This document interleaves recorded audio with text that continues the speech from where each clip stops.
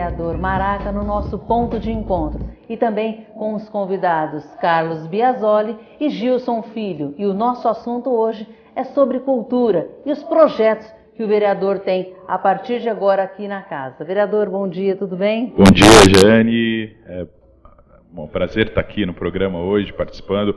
Mais uma vez, aliás, a TV Câmara vem cumprindo seu papel, que é levar informação para as pessoas, discutir alguns problemas sérios da cidade que precisam ser discutidos. E hoje a gente vem cumprindo, mais uma vez, esse papel na linha do que a gente tem feito nesse curto final de gestão, né? E que, se Deus quiser, o ano que vem começa aí o vereador agora que está nesse período como suplente, mas a partir do ano que vem, dia 1º de janeiro, aí o vereador eleito, né? Isso. Na verdade, eu fui eleito suplente na última eleição, fui bem votado, mas estou tendo essa oportunidade agora de desempenhar esse trabalho um pouco antes do período que a gente realmente assumiria para os 4 anos que nós somos eleitos no último pleito. Aliás, é sempre bom a gente lembrar que nós tivemos uma eleição muito difícil e uma eleição onde eu preciso de agradecer sempre as pessoas, os votos que nós recebemos e dizer para essas pessoas que votaram e para as que não votaram também que nós estamos a serviço da cidade. 700 mil habitantes agora, né, vereador? Exatamente, olha que responsabilidade. É verdade. Bom, meu amigo querido, que prazer tê-lo aqui conosco hoje, Gilson Filho, que faz um trabalho belíssimo, brilhante, há mais de 10 anos, 15 anos com o Ribeirão em Cena e trazendo aí para essa garotada de Ribeirão Preto todo o diferencial, né, Gilson? Tudo bem? Que bom a gente ver, né? Nós trabalhamos juntos, eu sei. Aprendi muito com você. Imagina, que é isso. Mestre. Mas é muito bom a gente encontrar, né? Foi uma surpresa chegar aqui e ver você, que fazia algum tempo que eu não via. Tanta gente aqui da TV Câmara que eu nem sabia que estavam trabalhando aqui, que trabalharam conosco gente, lá no Verdade, né? Grandes histórias. E agora esse parceiro, jornalista também, cientista social, Carlos Biasoli. Tudo bem, Carlos? Tudo bem, queria dizer um prazer imenso estar aqui na sua presença, mandar um abraço para o Sérgio, que é o coordenador aqui da TV Câmara, que presta um serviço primordial, que é trazer comunicação para a população, que é mostrar aos seus vereadores. E agora são 27 vereadores, é uma ferramenta de transparência, mostrando o trabalho ali. São, no ano que vem, né, 27 vereadores, mostrando para 700 mil pessoas de Ribeirão Preto, para o cidadão se informar com aquilo que o seu vereador, o que ele está fazendo, quais as leis e o que ele defende.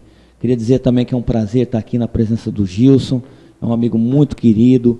Eu sempre digo que o Gilson é maior do que o nome que ele tem, porque o trabalho que ele exerce, que ele exerceu como jornalista, como ator, como diretor de teatro, eu sou fã, e como pedagogo, ativista cultural e o tanto de jovens que ele formou nessa cidade. E também é um prazer imenso estar aqui do lado do meu vereador, Alessandro Maraca. O Maraca é um pai de família, um grande filho, uma pessoa super competente, formada em gestão de cidades, um advogado e também um político brilhante com vários serviços prestados na cidade. Eu não sentaria aqui na cadeira por qualquer pessoa. E queria dizer que é um prazer estar aqui do lado do Maraca, por tudo que ele representa. É um prazer, viu, vereador? Obrigado. E eu queria conversar agora com o nosso vereador, que foi por 3 anos secretário da Cultura, trazendo aí os mestres e falando um pouquinho mais dos seus projetos, explicando para a comunidade de Ribeirão Preto, vereador, quais são aí os seus projetos futuros. Mas também parabenizá-lo pelo seu brilhantismo como secretário da Cultura e daqui a pouco o Gilson fala também sobre isso. Bom, Jane, primeiro, obrigado pelas palavras. Essa oportunidade de estar como secretário da Cultura durante 3 anos, primeiro que contribuiu para um crescimento pessoal muito grande. Você está numa secretaria com pouquíssimos recursos, né? Chegar na secretaria, a primeira notícia que você tem é que seus recursos, que já eram escassos, vão ser reduzidos quase que pela metade. Então é um desafio muito grande e que a gente conseguiu vencer no final desses 3 anos. Afinal de contas, a gente olha para trás e vê alguns resultados bem interessantes.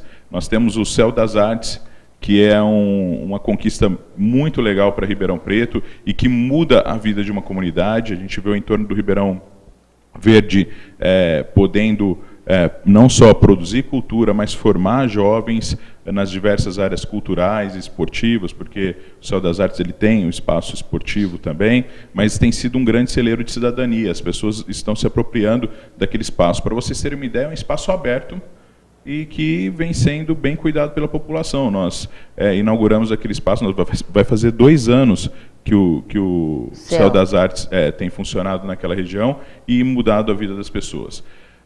Nós trouxemos a virada cultural de volta, nós mantivemos os projetos de formação e conseguimos ampliar esses projetos, mesmo com todos os cortes. Por exemplo, as vagas de formação dentro do projeto Kabuki, graças a uma parceria com a iniciativa privada, nós conseguimos dobrar essas vagas, de 900 para 1.800 vagas. Olha que beleza. E levando, o mais importante, né, tirando, era só aqui nos Campos Elíseos, a gente tira dos Campos Elíseos, mantém nos Campos Elíseos, na verdade, essas vagas, e leva para o Quintino 2, para o Ribeirão Verde, para a Vila Tecnológica, atendendo os bairros ali, Alexandre Balbo, Maria Casagrande, José Sampaio, Procópio, aquele entorno todo. Então isso foi muito legal. E algumas outras grandes conquistas que nós tivemos. Lógico que eu queria ter feito muito mais nesse período, muito mais. Mas aí uma outra coisa importante foi descobrir quem realmente produz, quem realmente faz, quem tem aquela coisa da resiliência mesmo, né? Se reinventando há muitos anos aqui em Ribeirão Preto. E aí, de repente, a gente começa a perceber que alguns grupos tem trabalhado com afinco para que a cultura, para que a arte, para que as pessoas consigam ter uma noção do que é ser cidadão através da arte. E o Ribeirão em Cena, por isso que eu fiz questão de convidar o Gilson aqui hoje, porque o Ribeirão em Cena fez isso durante esse tempo todo.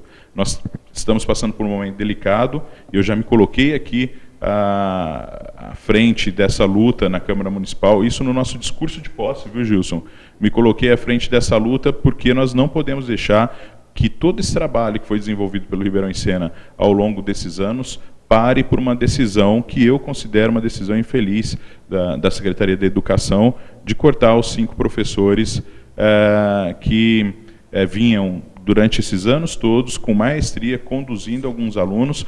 Grande parte desses alunos que passaram pelo Ribeirão em Cena, desenvolvendo atividades artísticas e culturais até hoje, e os que não optaram por esse caminho, trilharam outro caminho, tiveram uma noção do que é cidadania, uma noção do que é uma discussão política e filosófica dentro do Ribeirão em Cena muito grande. Então, eu fico muito feliz hoje em poder estar aqui na Câmara representando essa entidade, representando também essa entidade tão importante para a cidade. E agora a gente precisa de juntos, né, encontrar uma solução para que esse problema seja resolvido. Vale a pena dizer que o Ribeirão em Cena ele não era tocado só pela Prefeitura. Na verdade, eu acho que o Gilson vai falar isso melhor que eu, a Prefeitura ela tinha um papel secundário. A única coisa que cabia à Prefeitura era manter os professores, o restante era tudo por conta deles. E aí a Prefeitura deixa de fazer isso e a gente perde aí um celeiro de formação de cidadãos aqui em Ribeirão Preto. Gilson, a que você atribui aí essa perda desses professores agora, no finalzinho, onde um trabalho belíssimo, como disse o nosso vereador Maraca, com muita maestria você conduziu e conduz durante esses 15 anos, formando aí excelentes profissionais, e a gente pode ver, e depois você vai falar aqui e mencioná-los, alguns de destaques, todos são, mas aqueles que você pode estar falando, queria que você falasse um pouquinho aí desse percurso aí. Eu até agora não sei por que demitiram os professores do Ribeirão em Cena. O secretário da Educação, o senhor Luiz Rufino, também não sabe. A secretária da Cultura não sabe. E a prefeita não sabe, é o que se diz. Porque quando os professores foram demitidos há 15 dias, 20 dias atrás, eu recebi um telefonema que eles estavam demitindo os professores porque não tinham mais recursos para pagá-los. No dia seguinte, eles mudaram essa versão, dizendo que a lei, nós não estávamos cumprindo a lei, que era levar a aula para os alunos do ensino público. Provamos que eles estavam enganados. Depois começaram a inventar mais no quarto, no quinto, no sexto dia, cada dia se dava uma versão. Então, até agora, nós não sabemos por que esses professores foram demitidos. Por quê? Primeiro, que há uma mudança de versão constante. A cada dia eles explicam de uma forma. Não é uma versão única, né? Cada dia surge um fato novo. Ensina de uma forma. E, por outro lado, também, diante do momento, fica muito difícil acreditar no que esse governo diz. Então, é muito... um dia eles dizem uma coisa, outro dia diz outra, daí você lê no jornal, um está preso, o outro está não sei aonde. Então, fica muito difícil a gente te responder isso, porque eu realmente não sei porque os professores foram demitidos. Até agora não sei.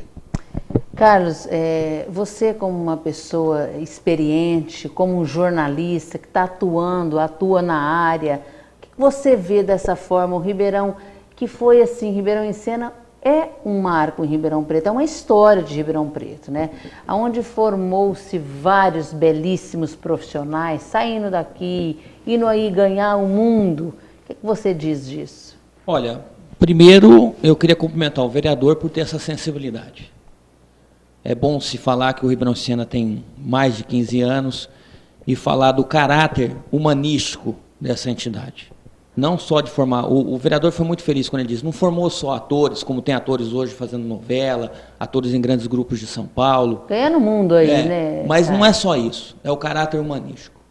É de se dizer que a formação do Ribeirão Sena partiu de uma reportagem que o Gilson, então, jornalista de rua, estava tendo aqui um grupo de extermínio em Ribeirão Preto, e que a maioria eram jovens, e um jovem, para adiantar a história, pediu publicidade para o Gilson. E aí o Gilson desistiu ali do jornalismo, dizendo que ele precisava fazer alguma coisa para a sociedade. E não vai muito longe, o Gilson sabe disso, que podemos trabalhar juntos. Inclusive, olha a sensibilidade do Gilson, tamanha foi, porque nós fazíamos ali, o Jornal Verdade, tínhamos momentos ali gritantes com a garotada. E o Luffy, que é um repórter que até hoje atua aí numa emissora, ele foi entrevistar um garoto, o garoto tinha acabado, um garoto de 10 anos, se não me falha a memória, acabado de cometer um homicídio, falou, mas eu quero sair no Jornal Verdade, eu preciso mas sair. Mas isso foi a pedra-chave da formação. Essa história foi junto, não foi isso? E o Mauro Anchieta. Eu acho que em cima disso, né, um menino da periferia, envolvido com o mundo da criminalidade, querendo sair, aparecer no jornal como um soldado do crime. Exatamente. Como um soldado do crime, vem uma pessoa que está trabalhando ali e consegue ter a sensibilidade de dizer, a gente precisa de um projeto que tire essas pessoas da criminalidade, coloque eles, transforme essas pessoas em cidadãos. E aí vem mais uma coisa que eu acho muito legal a gente dizer, que o Gilson não montou o Ribeirão em Sena ali na Lafayette, onde o Ribeirão em Sena ficou a maior parte do tempo. Ele começou no Jandaia, se não me engano, né, Gilson? No Jardim Jandaia, passou ali pela Dom Pedro, quer dizer, estava aonde as pessoas precisavam. Exatamente. Né? Então isso é legal. Então o Ribeirão em Sena, ele nasce dessa forma, nasce cumprindo aí uma função na vida de algumas pessoas que não teriam nenhuma chance de frequentar uma escola de teatro, mas mais importante, a gente vem, parece que é repetitivo, a gente está falando isso porque é clichê, não é, mas são pessoas que saem de lá com a vida transformada. Eu acho que esse é o papel sociocultural. E eu acho que nós precisamos de representantes que tenham essa sensibilidade. Esse olhar diferente. Esse olhar diferente, né? Porque o político ele não pode ser mecânico. O político precisa ter esse olhar e a gente precisa defender as coisas boas da vida. Para fazer um triângulo aqui de Rousseau, Oscar Wilde, até do Racionais, que a molecada conhece. Adoro, né? Mas eles dizem o seguinte, o Rousseau diz que o ser humano nasce inocente e livre e a sociedade que o degenera. Vai da sociedade e dos seus representantes terem essa sensibilidade, né, para a gente mudar o meio ambiente, porque essa molecada que queria publicidade num grupo de extermínio, os heróis deles era quem chega num posto de gasolina, mete um revólver na cara de alguém, coloca todo mundo no chão, ou rouba uma moto e aparece na periferia. E os heróis dos alunos do Ribeirão Sena são os escritores, é o Chekhov, é o Nelson Rodrigues, você entendeu? São os grandes nomes do teatro e essa formação humanística. Então eu queria dizer assim 2 palavras. Primeiro, agradecer ao Maraca por essa luta e queria dizer que eu estou junto e vai dizer a vergonha. A vergonha. Eu tenho vergonha pela Darcy Vera.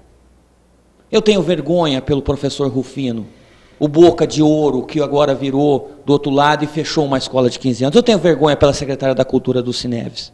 Eu tenho vergonha por essa gente. Vergonha por que eles fizeram nesse trabalho de 15 anos. E eu sou assim, eu sei que o Maraca ele está muito acima e ele vai defender o Ribeirão Sena com unhas e dentes no próximo governo e a gente tem que reerguer. Mas eu me coloco aqui, Gilson, como um soldado desse projeto, porque esse projeto é muito lindo e a cidade necessita demais desse projeto. E a cidade em si clama por isso, né, vereador? Porque aonde você tira a criança da criminalidade, dá uma educação, dá um diferencial. Esse trabalho com maestria que o mestre professor Gilson faz, se abdicando da sua vida particular, pessoal, entregando ali de corpo e alma a esse projeto, tanto é que são 15 anos ininterruptos e trazendo aí grandes percalços, não é de hoje que o Gilson batalha, luta com muita dificuldade. Você como secretário da Cultura, que foi por 3 anos, esse olhar também diferente, quais são aí as formas que você vai, a partir do 1º dia de janeiro, apesar que você já está como vereador atuando e trabalhando? Claro que agora vem aí esse período de transição, de adaptação, você que já foi também vereador, já passou aqui na casa, né? Como é que você vai trabalhar isso aí? Primeiro, a gente vive um período na Câmara Municipal, um período recheado de emoções. Exatamente. Nós temos agora, amanhã, na terça-feira, a votação das contas do governo. Nós temos, na sequência, o orçamento que tem que vir para a Câmara, começa a ser discutido aqui na Câmara. A gente tem poucas semanas para fazer essa discussão e aprovar esse orçamento, e esse orçamento não pode, mais uma vez, prejudicar pastas como a cultura, como o esporte, que vem sendo prejudicadas ao longo dos últimos anos, e nós precisamos de ter essa sensibilidade. Aí eu convoco todos os outros vereadores para que nós olhemos isso. Só para fazer um comparativo, né? A Secretaria da Cultura ela chegou a ter 0,9 no governo Darcy, do 0,9. Hoje ela tem aproximadamente 0,5, é quase metade do que ela teve. 0,9 já era pouco. O meu sonho e por isso a gente tem que conversar também com os nossos deputados, principalmente os deputados federais, para que nós possamos garantir para as secretarias de cultura de todo o Brasil o que é garantido para a Secretaria de Educação, porque educação e cultura precisam caminhar junto, senão a gente vai ter a formação de robô, não de cidadãos, né? Exatamente. Então, nós precisamos de garantir para as secretarias de cultura 2% de todo o orçamento dos municípios. E isso, mas é pesado sair do 0,5 para 2. A gente pode fazer escalonado, possível, mas a gente pode pensar a longo prazo e, ano a ano, aumentar um pouco do que a gente considera importante na cultura.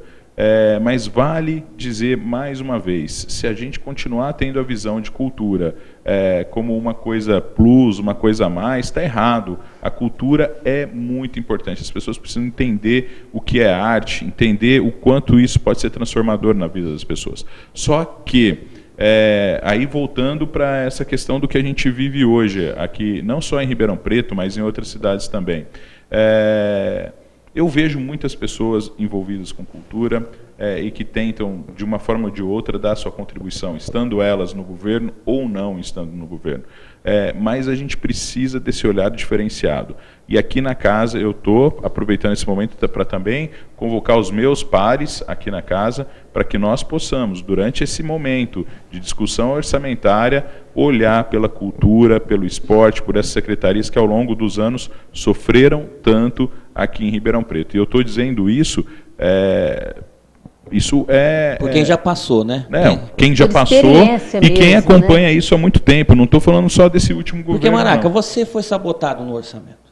Um orçamento, eu lembro quando o Maraca assumiu como secretário, o Alessandro Maraca assumiu como secretário da Cultura, o orçamento dele foi cortado praticamente quase que metade. Isso. E então, sem nenhuma explicação, né? Corta-se e acabou, na verdade, né? As explicações são as mesmas de sempre. Precisa haver corte, mas se a gente for observar o orçamento do município, ele cresceu ano a ano. Exatamente. Então, algumas secretarias tiveram cortes, outras não. E o que eu pergunto, qual é a diferença? Olha, eu vou falar para vocês, nós estamos falando de um orçamento que hoje está em 13 milhões. 13 milhões, vamos procurar saber. 3 milhões. Vamos procurar saber o que usa o gabinete da prefeita, né? A própria Câmara Municipal ela tem 4,5% do orçamento. Então nós precisamos de olhar que a cultura com 0,5%, o esporte com 0,5%, eles vão sofrer muito ainda. E não adianta querer culpar um secretário, não adianta querer culpar uma pessoa ou outra específica. Nós temos aqui em Ribeirão Preto um patrimônio histórico e cultural que está se definhando. Nós temos um teatro de arena que a duras penas nós tiramos do papel aquela reforma. Eu cheguei na secretaria, o teatro estava fechado há mais de um ano, não tinha perspectiva de entrega, nós lutamos, conversamos com a empresa que fez a reforma, terminou a reforma, tivemos que fazer uma série de adequações que não estavam previstas ali no Código dos Bombeiros, entre outras, entregamos o teatro. O Teatro de Arena, em 2015, salvo engano, 2016, desculpa, 2016, esse ano, salvo engano, ele só teve atividade em janeiro. Depois o Teatro de Arena fechou. Depois nós tivemos também uma fatalidade lá, um furto de fios. Isso é outro absurdo, né? As pessoas aproveitando a falta de uso, a ociosidade a falta de uso, a falta de segurança, muitas vezes, né? Mas assim, infelizmente, as praças de Ribeirão não conseguem ficar iluminadas mais porque esse pessoal vai lá e rouba todos os fios. Mas essa questão do Teatro de Arena me incomoda. Porque eu sei, como secretário, o Teatro de Arena e o Teatro Municipal, eles bateram recorde de público no mês de dezembro. 2014, o Teatro de Arena bateu o recorde de utilização e em novembro e dezembro de 2014 nós tivemos a maior utilização do Teatro Municipal de sua história. Então, e o Teatro de Arena passou pela primeira e única reforma. É um teatro de quantos anos, vereador? 69. Então. O teatro passou pela única reforma, foi essa entregue. O teatro ficou às traças. Um teatro que foi a estreia dos Bacantes, né, Gilson, do Zé Celso. Nessa época eu não estava em Ribeirão.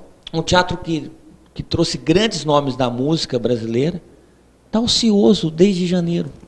Fala, Gilson, você ia comentar? Não, eu acho que é questão só de informação pública.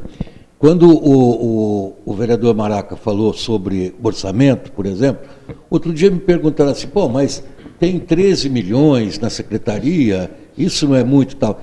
Mas eu gostaria de perguntar, 13 milhões, tem que pagar com esses 13 milhões o salário dos funcionários, não é isso? É assim, ó. Então, explica, porque às vezes a comunidade acha, puxa vida, mas 13 milhões... Ele está falando que falta 13 milhões. Mas de onde que vai? Viu, 13 milhões, só para vocês terem uma ideia, 13 milhões é o seguinte, dos 13 milhões, 8 milhões é para pagamento de folha, né, de funcionalismo. 8? 8. Veja bem, 8 milhões para folha de pagamento. Aí você tem, entre folha de pagamento e encargos, esses 8 milhões, aí você tem só os contratos de água, luz, telefone. Tem gente que acha que a Secretaria da Cultura não paga água, né? Porque o da é da Prefeitura, mas paga. Todo mundo tem que pagar tudo. Água, então sobra luz, 5 milhões. Que sobram 5 milhões. Água, luz e telefone. Tem limpeza também, né? Não vou nem entrar nesse mérito. Estou falando desses contratos que são essenciais. Água, luz e telefone. São mais R$500 mil. Então, quer dizer, 10% que sobra dos 5 milhões já vai só para água, luz e telefone. Porque nós temos vários prédios. Aí nós temos limpeza, nós temos aluguéis de alguns locais, que a Secretaria da Cultura, nem todos os locais é dela. Ela tem locais... Aliás, só fazer um adendo... tenho muito orgulho de dizer que o Arquivo Público Municipal, nós tiramos ele de uma casa de aproximadamente 500 metros quadrados, estamos levando ele para um prédio, estão levando, né? Porque eu iniciei procurando e encontrando esse prédio, agora a Secretaria da Cultura, ela continua trabalhando nesse sentido, o arquivo já foi mudado, ele não foi reinaugurado, mas ele já foi mudado para esse lugar que é... Para um resgate melhor, né, vereador? Exatamente. Porque estava ali degradando tudo, e agora né? numa área que as pessoas conhecem mais em frente à prefeitura, ali no antigo prédio da CBU. Que é de fácil acesso, né? De fácil acesso, adaptada, né? Adaptada para as pessoas poderem utilizar. E assim, o arquivo estava há muito tempo lá, era uma das coisas que a gente precisava fazer, demos início nisso. Só que aí a gente mexeu muito pouco no valor de aluguel. Nós pagávamos numa casa bem menor um valor e com uma diferença muito pequena fomos para uma casa que é o dobro do tamanho, adaptada, melhor localizada. Então, nós temos aí os aluguéis e E os contratos de limpeza, contrato de manutenção do Teatro de Arena, contrato de vigilância, por exemplo, do Céu das Artes, que isso é mais uma coisa grave. O Céu das Artes está sem vigilância. Muito a difícil, comunidade, né? Que está se cascata. cotizando ali para cuidar, para ajudar a cuidar, porque a empresa não estava recebendo e ela deixou de prestar o serviço. E ela não pediu o cancelamento do contrato, ela apenas suspendeu o contrato. Com isso, a prefeitura não consegue fazer outra licitação para chamar outra empresa. Então, a coisa não está fácil. E aí você pega, mesmo esse orçamento muito pequeno, a gente ainda vivia consumido em ver os produtores artísticos, os artistas da cidade, não recebendo mundo, né? Pelo que faziam. Quantas vezes o pessoal do Chorinho ia conversar comigo e eles só continuaram porque eles confiaram no que a gente estava falando, que não era a Secretaria da Cultura, mas eles ficaram atrasados quase 10, 12 meses para receber um valor que é muito pequeno para um município do tamanho de Ribeirão. O pessoal do Chorinho, na sexta-feira, da Seresta, na sexta-feira, também, o CC do Colibri, também demorando para receber, mas vai lá, eles fazem a seresta com todo amor, carinho. Fazem então, mesmo, são atividades tradicionais de Ribeirão Preto que penam também para receber. Então, eu conheço e eu sei que quem estiver na secretaria sempre vai ter uma dificuldade se a gente não rever essa questão orçamentária. Não adianta cobrar de qualquer secretário que seja, tem que reformar isso, tem que... Os nossos museus, né? Precisando desse socorro, e o município não pega. Dentro do orçamento do município, a gente não vê nenhuma rúbrica, nem um centavo para reforma e manutenção dos nossos museus, por exemplo. Com toda essa sua visão, agora como vereador, o seu trabalho, além de todo aquele que você já tinha falado na sua campanha, no seu projeto que você traz, esse é um dos seus principais que você vai falar, não, Jane, eu vou lutar para que um pouco mais o orçamento, uma vez que você já vivenciou, sabe como é que são as dificuldades, para que a Secretaria da Cultura esteja um diferencial a mais. Sem dúvida nenhuma, até sabendo e conhecendo o que é a Secretaria da Cultura, quem faz cultura, os nossos parceiros, Ribeirão em Cena, Kabuki, Transformar, Cauim, são grandes parceiros, mas temos outros parceiros, nós temos os nossos artesãos aqui de Ribeirão. A própria comunidade italiana, né? Exatamente, a comunidade italiana, japonesa, as pessoas que fazem as atividades serem do tamanho que... Aliás, uma meta de Ribeirão era voltar ao Tanabata, né, Maraca? Porque conseguiram terminar, acabar até com o Tanabata. Um acontecimento histórico. Isso é questão de honra. Nós precisamos voltar a fazer o Tanabata. Eu queria só lembrar que durante o tempo que nós estivemos na Secretaria da Cultura, nós realizamos o Tanabata todos os anos e conseguimos ampliar o Tanabata. E ver o Tanabata, né? Exatamente. Foram, assim, e ver o Tanabata acabar esse ano me deixou muito preocupado. Eu tenho contato com a comunidade japonesa, que deu esse presente para a cidade. Nós precisamos de resgatar o Tanabata aqui esse ano. Essa é a visão. Olha o que o Maraca falou. Ele falou o seguinte: a comunidade japonesa que deu esse presente para a cidade. Porque assim, Ribeirão Preto tem espetáculos de excelência. Eu já assisti do Gilson Mulheres Vermelhas, já assisti Guimarães Rosa, já assisti Dias Gomes, já assisti grandes espetáculos produzidos pelo Nelson Rodrigues. Aliás, foi o primeiro espetáculo do Gilson, que é o Óbvio Lulante, que eu assisti do Gilson, foi esse. Então, Ribeirão Preto tem grandes produtores de espetáculos de excelência, ou seja, espetáculos profissionais. Vou fazer uma referência agora. O Minas acabou de apresentar o Carmina Burana, junto com o Rotary, que o Maraca faz parte, né? Que é um trabalho de excelência fora de série. Eu acho que esse tipo de arte e cultura precisa ser valorizada e precisa manter, a gente precisa criar público. O Gilson, voltando à questão do Ribeirão em Cena, ele foi um grande criador de público também. Além da questão humanística, a questão de formação. E tem os projetos de formação. Esses projetos de formação, como Kabuki, que tem 1.800 crianças, com aula de violino, teatro, dança, balé, violoncelo, flauta. Os alunos do Ribeirão em Cena, a gente tem que ter essa visão, que o Maraca disse agora. Exatamente. Esses projetos de formação, né? A gente deve para eles. Os projetos de formação a gente tem que agradecer. Eu quero poder aqui, ao vivo, aqui na TV Câmara, dizer para o Gilson: muito obrigado, Gilson. Muito obrigado. E o que eu te agradecer, sabe, é pouco. E essa visão do homem público é um presente para a cidade. O Tanabata é um presente que nos deram. Não pode uma secretária da Cultura olhar e falar: não deu. Tanabata, não, gente. O Tanabata é um patrimônio cultural da cidade. Essa visão que serve. E assim, só para a gente finalizar, né, essa questão toda, essas dificuldades todas. Diante das dificuldades, nós enxergamos coisas muito boas e muito importantes. Nós vemos, por exemplo, a resiliência da Carminha fazendo a cultura popular, com a folia de reis, com o reisado, com a caminhada do Calvário. Exatamente. Então, isso é muito legal. Eu agradeço o TPC também, que abraçou a caminhada do Calvário nos últimos anos. Outra coisa, a gente está falando dos nossos museus e das dificuldades. Nós temos um museu que é diferente, que é o MARP.